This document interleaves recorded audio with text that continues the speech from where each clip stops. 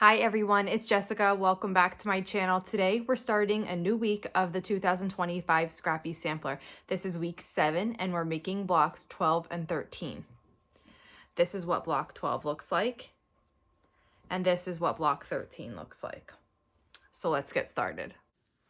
Let's start on block 12. Now, I always get asked about my feet, so I just want to clarify here. I'm using my zipper foot, but it's just because my regular foot without the 1/4 inch edge is just in my basement and I don't feel like going to get it, and this will work just fine.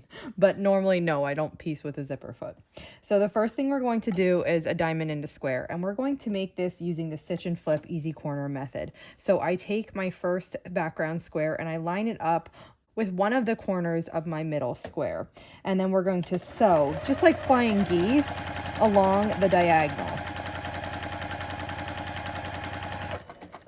And then we're going to repeat that in the corner opposite of the one we just did. Now we're going to trim here, leaving about 1/4 inch behind on both sides.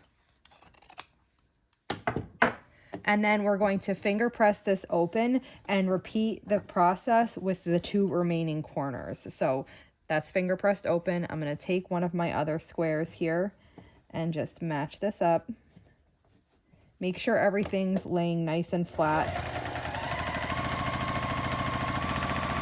I like finger pressing the best here, but you do have to make sure that everything is laying flat when you're sewing across here, otherwise it won't be accurate.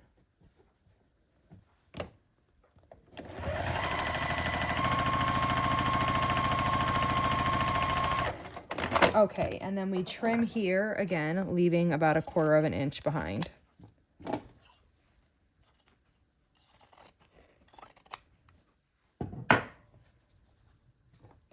And when I finger press this open, we're left with this diamond in a square. Now I'm going to change to my 1/4 inch foot and we're going to assemble the rest of the block. So we have these rectangles of medium fabric and we're going to sew one of them onto a side of the diamond in the square. Then we're going to sew another one onto the opposite side of what we just did. And our block looks like this now. Now we need to make a top and a bottom unit. To do that, we take another rectangle of the medium color, and then we have a background square at each end. And then we need to make 2 of these, one for the top and one for the bottom of the block. And once we have both of these made, now we can sew them on to the top and bottom of the block. So I usually just finger press this open and then match up at the seam, work backwards, and then sew across. And then I usually match up at this bottom seam here and I hold that while I'm sewing. And once I get to the seam, I just reposition the last little bit and finish sewing across. So that's what the top looks like, and we need to do that on the bottom also.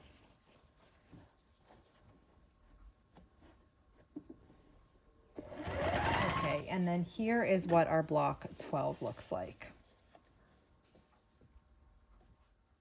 Now let's work on block 13. So for this block, the first thing that we need to make is a corner unit. And at first glance, this might seem complicated, but it's not. We're just going to take it one step at a time.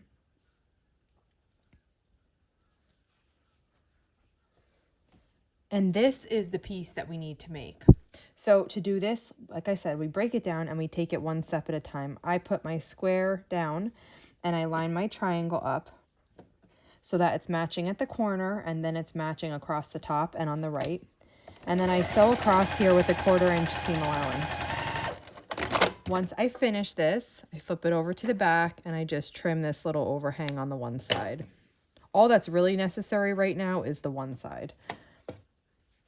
The next thing to do is to line it up like this and then repeat the process. So start at the corner and then line it up on the rest of the square and sew across.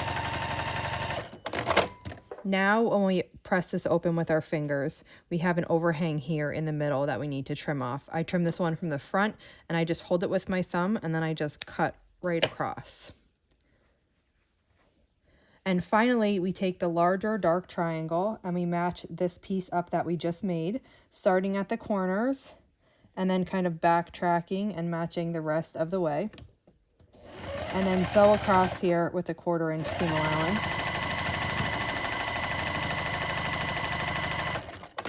And now, when I open this, we have our corner unit. So I usually just finger press this open.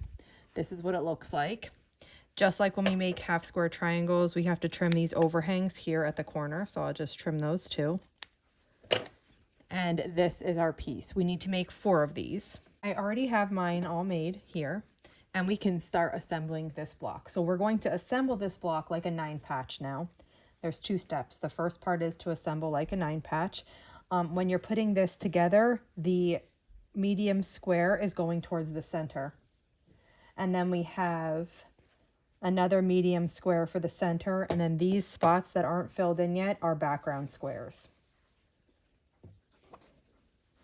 That's the rough layout of it. I'm just going to assemble this in a grid now, just like a 9 patch.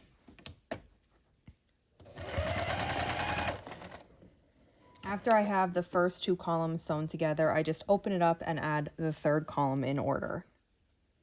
And then once you have that sewn together in columns, you can just go ahead now and sew the 2 remaining seams on this part of the block.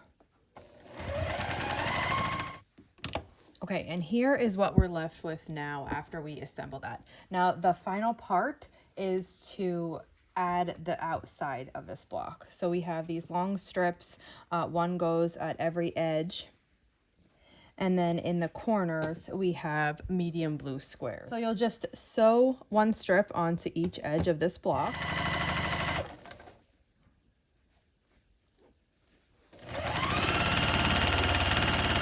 And your block looks like this. The next step is to make the top and the bottom. And to do that, we just sew 1 medium square onto each end of these background color strips.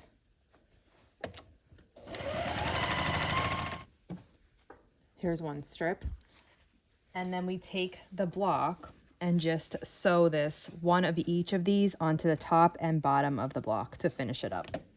And after we add that to the top and the bottom, this is what our block looks like.